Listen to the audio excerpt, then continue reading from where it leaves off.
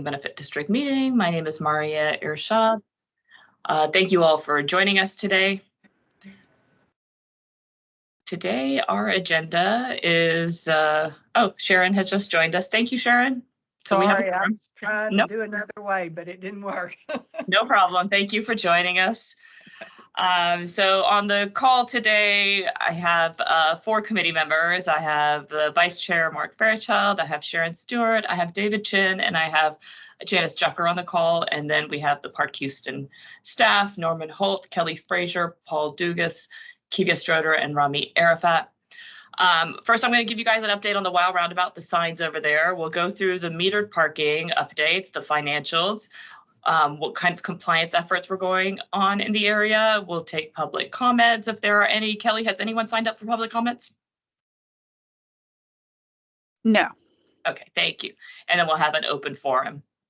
So let's go ahead and get to the first item, the WOW roundabout. So as you all know, this procurement was approved by City Council. These are for the 2 signs, the Crestwood and the Woodcrest sign. So it was approved by City Council on February 7th. And per the purchase order, they have 90 days to complete the work. So that completion date is May 12th. So what they are telling us most recently is they are expecting to have the signs installed by 4/25, so April 25th, allowing for the signs to cure and the capstones to be replaced. And we are expecting a completion date of May 1st.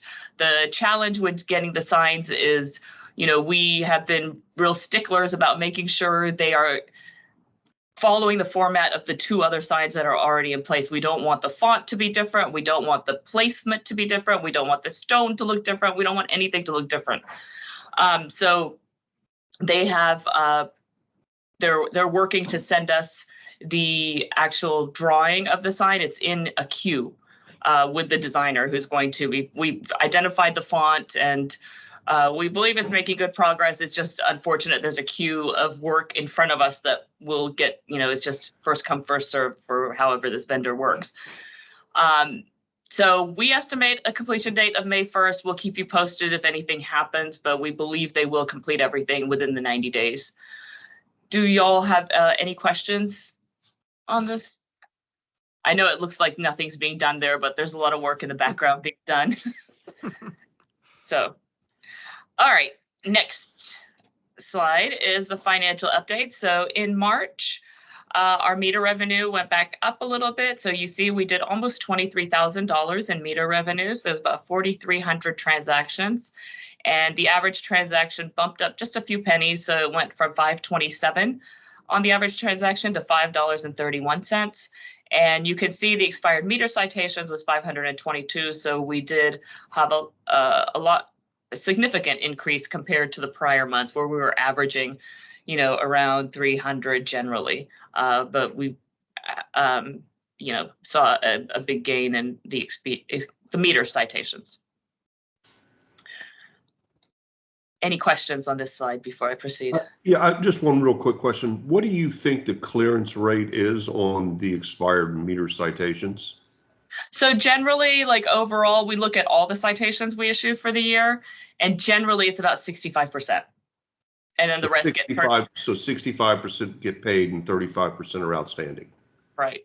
Okay. And then if they develop, accrue more citations, they get placed on the boot list. We also send citations to collection agencies, but really, the only tool of the collection agency is notices and phone calls.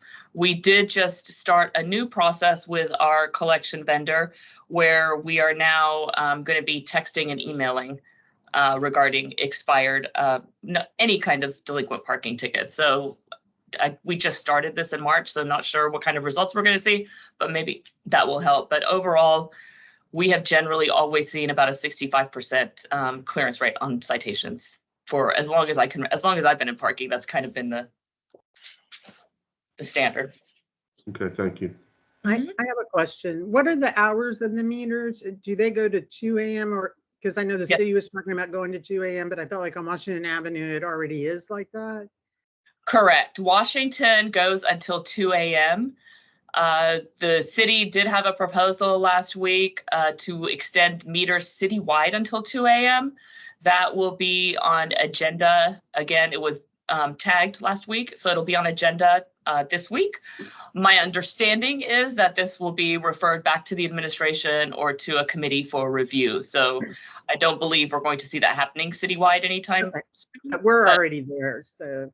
We are already there. We're already there. That was part of the parking benefit district. The hours were written into the actual code for it. Thank you. Yes.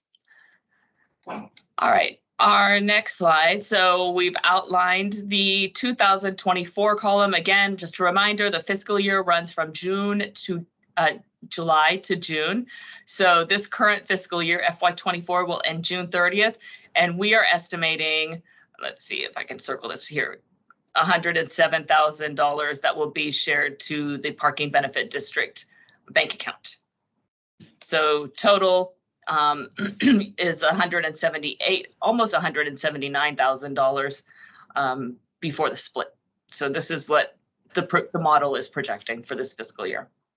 And we have April, May, June, 3 more months, 1 quarter left. Do I have any questions over here? For parking compliance, in FY24, you see that our average is at about 339 parking citations per month. This was a little bit of a drop from FY23, and a large portion of that can be attributed to the relaxed enforcement for RPP.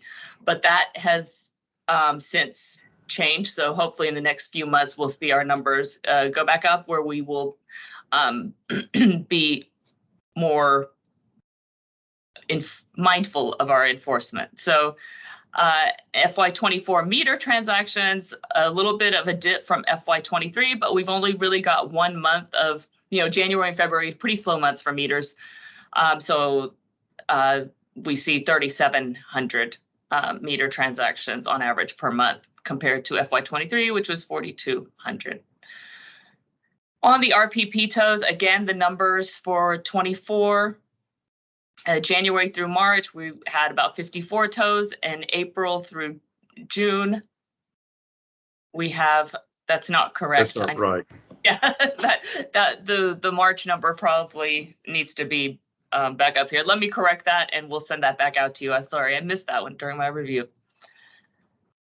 But the tows will be significantly lower for FY24, simply based on the virtual permit fact. One thing, Mark, I did want to mention, and maybe if y'all could put this in the Rice Military newsletter, is we are finding customers are not linking the permit to the plate. So they buy the permit and you're supposed to link it to the plate. They don't link it to the plate. So this shows up as an illegally parked vehicle for us. We've been lucky because we've been so cautious and kind of taking a very slow approach that we've been able to mitigate the challenges. But, once we really get serious about towing, and we are at that point, I am concerned that we may be pulling visitors or neighbors that have permits, but they fail to link it. So I can write something up and send it to you if y'all would share that in your newsletter. Is that? Yeah, please do. Please do.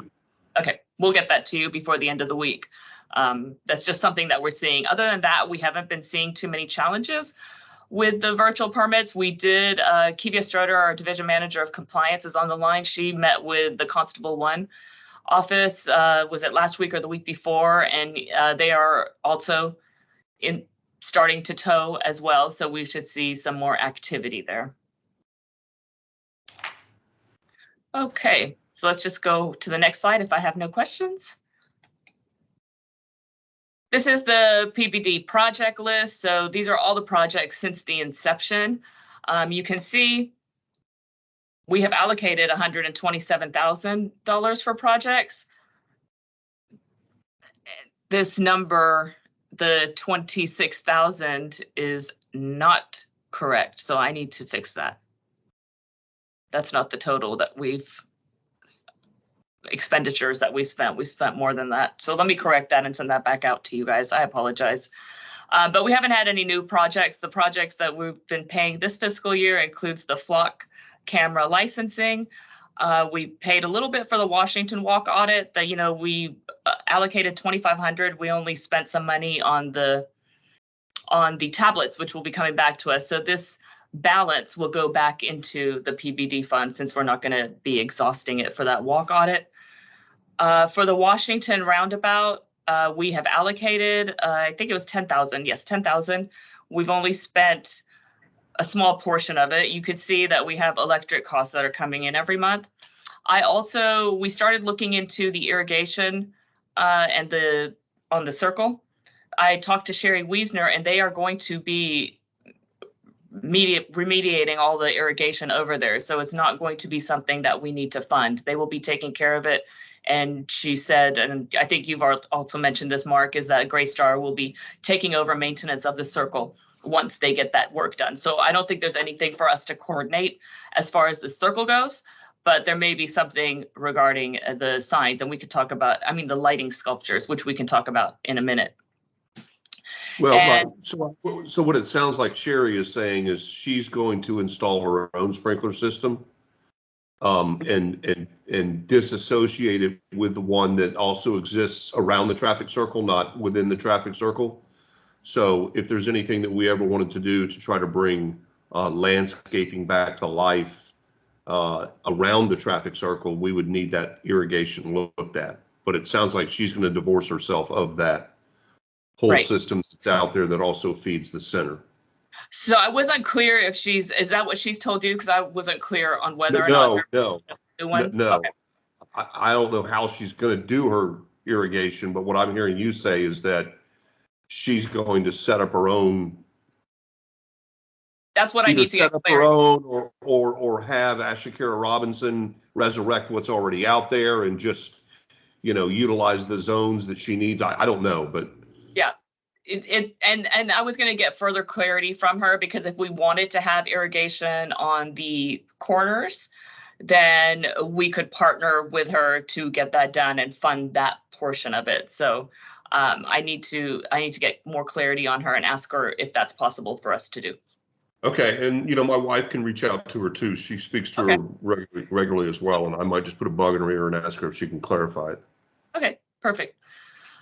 The Washington Monument signs, we've allocated 35,000. We have not received any invoices as yet, but their bid was for 13. So once that gets done, the whatever's been allocated will be put back in the fund balance. So we'll correct this and send this back to you, because the total of our expenditures is not accurate at the bottom. So one other thing on expenditures, have we spent any money this year on HPD overtime? I know that was a discussion there, but it sounded like Abby Kamen's money came in. I mean, what is that kind of what happened? I mean, I think we said, yes, we're willing to spend the balance of that $50,000, but then it sounded like Abby's money came through. That's correct. Okay. Councilmember Kamen's money came through. HPD did ask for allocation for Cinco de Mayo. So for the 4th and the 5th, that'll be approximately $8,000. And so I was going to run that by y'all today. I mean, it's already been approved for spending. I just want to make sure everyone's okay with the date, and I will give them the thumbs up unless I hear any concerns from you guys. Yeah, I think that's a Saturday and a Sunday, if I'm not mistaken. I believe so. I can check. You're just going to run that around in an email? It is. It's a Saturday and Sunday. Yeah. Great. I was hoping that we could have a discussion about it today but I guess we don't have everyone on the call. I'll send an email and ask for anyone's concerns. If you have concerns, let me know. Otherwise, if I don't hear back by maybe Friday, if I send the email out today and ask for. Yeah, I would encourage you to do it. I mean, we could certainly take a vote on it today, but I know Keith, who's not on this call, has has some concerns around what HPD is actually giving us for the money that we're spending. So I want to make sure that his comments are captured. I will send that email out today. Thank you. That was the call last time. Yes, I'm sorry. For St. Patrick's Day, didn't we up the HPD thing? And how did that work? So HPD on St. Patrick's Day, ended up using other funding. They did not use the PBD funding. We did say it was okay to, but somehow they got funding from elsewhere, so they were there. I'm not sure what the results were of that. I can ask Sergeant Graham for information and get that back to y'all. Well, I can say that for someone who lives around here and understands what it is they're trying to do with that overtime, with those overtime dollars, I spent some time along Washington Avenue about 1 o'clock in the morning, and I generally thought it was somewhat effective. Okay. I thought the impact of St. Patrick's Day was somewhat muted, but I think that's as a result of a number of different factors. But they were out there, with a show of I don't want to say force, but they were out there. Okay, that's good to know. Yeah, so we have not really spent any of that HPD allocation this fiscal year. They were able to use other sources. So, okay. Any more questions or comments on the budget and project list? And again, I will send out a corrected one. All right, I'm going to go to the next slide, which is our open forum. So one thing that I did want to, before I open the forum, I wanted to ask about the conversations with Commissioner Briones, and are we looking at, I know, Mark, you had a question about permits for the existing lights, and I think I provided you an answer. I wanted to make sure that we were clear on that, or if you had any questions. And is there any potential of the Commissioner's office perhaps funding a third sculpture, or are we looking at partnering? I don't know the answer to that yet. I know that I can't think of the woman's name.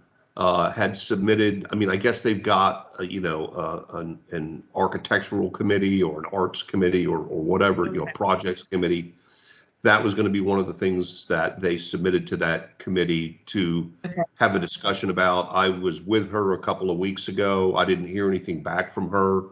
Okay. So I think it's something still out there that is, it is certainly before Precinct 4. Whether they're going to be able to do anything about it or not, I don't know. Okay. But it's still on the table. Okay. And the conversation I had with Public Works is there are no encroachment permits, but should a third one move forward, they would find a way to include the existing sculptures in the new encroachment permit, which would be required. I'm not sure how it happened last time.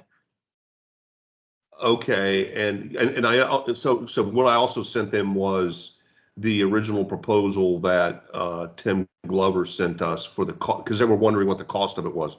Personally, I think his proposal is inflated, but it is what it is, and so I forwarded that to them so they had something to basically be able to point to in terms of what it would cost to install that sculpture.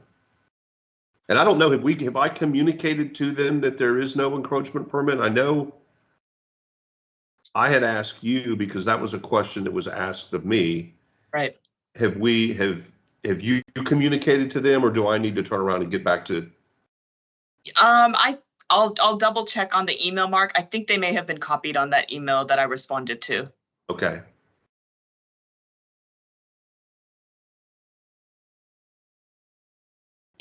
When it was proposed to the Precinct 4 office, was there any discussion about like the PBD funding a portion of it, or is that something that I need to be mindful of moving forward, or are we not even close to anything yet? I don't think we're close to anything yet with Precinct 4. Okay. If that you broke up on the first part of the question, but I don't think we're close. I mean, like I said, the last two things they had asked me for was a proposal for the cost of the project, as well as an understanding whether there were encroachment permits that were utilized when they installed the first two lighting structures. And I think your answer is no, there wasn't. But if there's a third one that is installed, there will have to be one, and then those two other ones will get thrown into that permit. Correct. Yep. Okay. So they're kind of grandfathered right now if we don't do anything, but if we do something going forward, we got to do something different. Okay. Correct. Yeah, I'll check the email. I believe Precinct 4 was copied on that email, but I can't recall now. But okay, that was my one question on that. With that, we have an open forum. So if there's any questions or comments or thoughts, ideas, the floor is open. Can I raise my hand? Yeah, go ahead, Mark. So at the last SN22 meeting, Officer Vieira was there, and I asked her, because I've been pushing back on this for now over a year, about how to get stats out of these license plate reader cameras that give us an understanding of the actionable evidence or actionable items that are being kicked off to HPD. Yeah. And what, if any, resolution they're able to bring to some of these items. Now, I understand, it's a complicated problem. Yeah. But, we're giving them $30,000 or $25,000 a year, and we're not getting anything back. And I'm going to just read to you what I get back. I get back there. When Lucy asks Sergeant Dorton if there were any stats that they could give me, he says there are not, as there are thousands of cameras contributing to all aspects of investigations and assisting hundreds of agencies in the region. No way to track it. I don't believe that. Okay. And so my wife actually had an opportunity, and there's two reasons. My wife had an opportunity a couple of weeks ago to meet the mayor of Bunker Hill. And Bunker Hill has license plate reader cameras. And the mayor of Bunker Hill told my wife, what I'm getting back from HPD is BS. He said, have Mark come over. I'll sit down with him. I'll show him what our LPR cameras can do, the information that they can kick off individually by each camera, and what he can then turn around, go back and ask HPD to give them. Yeah. Okay. The second thing is, I've talked to our constable deputies. Our nighttime deputy gets texts all the time about what's happening off of these license plate reader cameras. So I know they're getting information, but we're not getting anything back except platitudes that, hey, it helps us solve crime. Well, I don't think that's an equitable partnership here. We're giving them money, and I expect them to give us some visibility into how it's helping them assist with crime. And I'm going to go a step further. I'm going to say one of the reasons that I think we originally discussed putting these cameras in is because it would give us objectionable data about the quality of the people that are driving along Washington Avenue on the weekends, because we can all go out and walk the street and say, hey, we got some questionable characters over here, but that's subjective in nature. So we put these cameras, one of the reasons we put them on Washington was so we understood how many people were coming through this area and how many people were wanted. And now they're telling us they can't tell us what it is that they're getting, and I'm calling BS on that.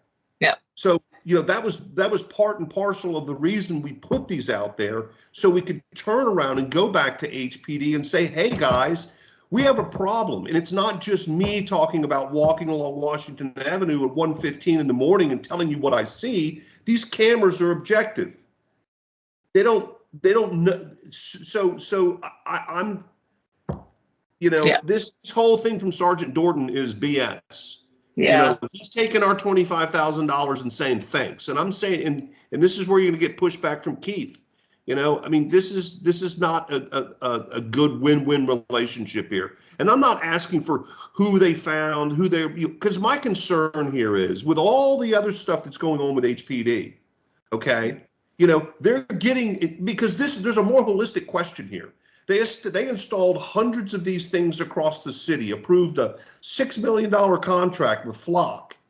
And the real bigger question here is, from a citywide perspective, what type of information are they getting off of these LPRs, and what are they doing with it?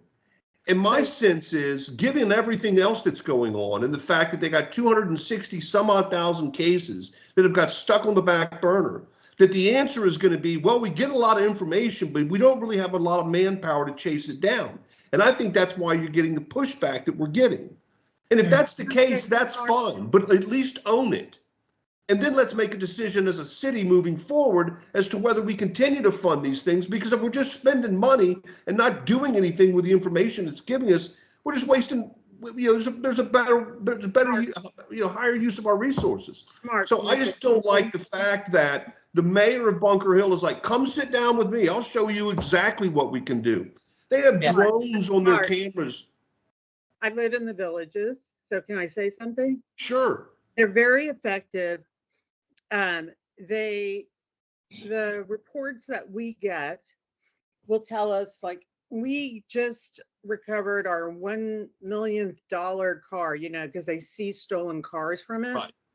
They have a smaller crew, and they have a lot less to do than the city of Houston. But it's also helpful, like, let's say city of Houston's doing a chase, and then they can say to them, okay, this person's now in the villages, and then they can see, if the car pulled over and the person jumped out, and then we have a drone that goes around and hopefully finds the person. And so it does help with crime. I don't know. The only stats I would think that they could give you is like ours does, how many cars have they recovered, and how it's helped with finding people that are on the run. And so I don't understand there aren't a lot of stats. It's about the results. And it's especially real-time results. And for the violent offenders, things of that nature, maybe someone picked up a young girl and put her in her, threw her in their car and ran with her, and they can have eyes on these using these cameras to see where they're going. And so, my question to you is, what is the thing that you're looking for? Because they are effective. No, I know they are, and like I said, our constable deputy tells me he gets texts all the time. I'm looking for something along the nature of what you just said. Hey, over the course of the last quarter, we got texts about 5 stolen vehicles, 50 stolen vehicles that drove down Washington Avenue that kicked off a text that said, there's somebody in the area that we're looking for that car. Or we were able to then turn that into, hey, we were able to recover the property, get the property back to the owner. I'm not looking for who's committing the crime. I'm just looking for the fact that, I know texts are being sent off because I talked to somebody outside of HPD. Well, and really, I'm just trying to want to see it. You just want to get like a quarterly report. Yeah. I want to know that, hey, because like I said, one of the reasons we installed them is because I know there's questionable activity along Washington Avenue on the weekends. And it was an attempt to basically say, don't take my word for it. Take the statistics from the cameras. And that's all I want to be able to say is that the statistics from the cameras indicate that, hey, there's people on Washington Avenue on the weekends that HPD or DPS is looking for. Whether they're doing anything about it is a completely separate issue. Maria, is there someone you could ask for those stats? We've been asking, Sergeant Dorton and HPD with some of the command staff, they hold meetings. They haven't had one in a while. And at the last meeting, I was there. This was before, what's his name? John Breeding with Uptown was there as well. And everyone was saying the same thing you're saying, Mark, is give us something. We need some data to understand. Let me follow up and let me just kind of escalate it. I think a good starting point might be to see what the mayor of Bunker Hill, if he gets a report, or is he looking in the system, if we could get an idea of what he's seeing, and we could say, take it to HPD and say, this is what other cities are seeing. Can we get this kind of same information? At least we have They probably do, because I mean, even the residents, we don't get this detailed report, but our chief of police tells us, he gets so excited about everything he's done. So he puts it in his weekly newsletter to us. Okay. And maybe Abby Kamen could help. Yeah. Yeah. And Janice, I think that's great. And that's all we're asking. I mean, right. I want the rah that says, hey, this is actually helping us do something. And here's what it's allowed us to do. And the fact that they're not willing to come forth with hey, and this is what it's allowed us to do, makes me skeptical that they're doing anything with the information that they're getting from them, because it just doesn't make sense. Yeah.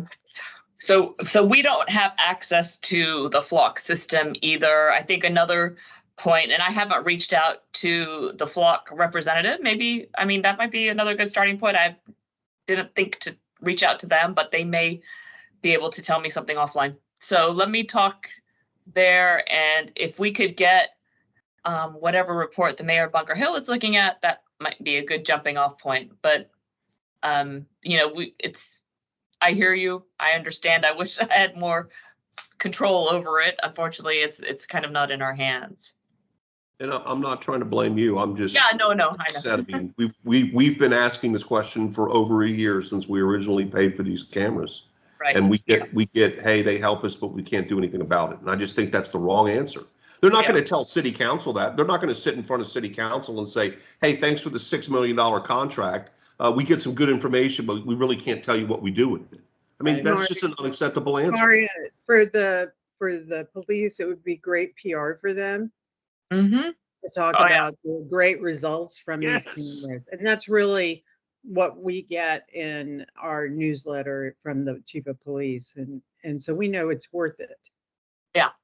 And it's good. And we feel safer because they're on top of it. No, I agree with you. Okay, let's we'll go back to ask again, escalate it a little bit, and see what I can get back for you guys. It doesn't hurt to shoot. Councilmember came in an email as well. There are other council members. Because here's what I'm going to do. If I get another pushback like that, I'm going to go to city council and say, hey, you know, here's what I'm trying to do as the parking benefit district. Okay. But the bigger question for council needs to be, you know, what are you getting for the money that you're spending? Yeah. I agree. I mean, they push back on the shot spotter expense, you know. So anyway, just I think the answer is the wrong answer. I hear you. Do I have any other concerns or comments? That was my soapbox. Okay, that's a good one. It's valid. Okay, well, with that, I will ask for a motion to adjourn today's parking benefit district meeting. Do I have a motion? Motion to adjourn. Do I have a second? I'll second it. Thank you. All in favor? Aye. Thank you. Thank you all for joining the call today. I will send out a couple of updates, and I've got some action items to follow up on, so I will be in touch.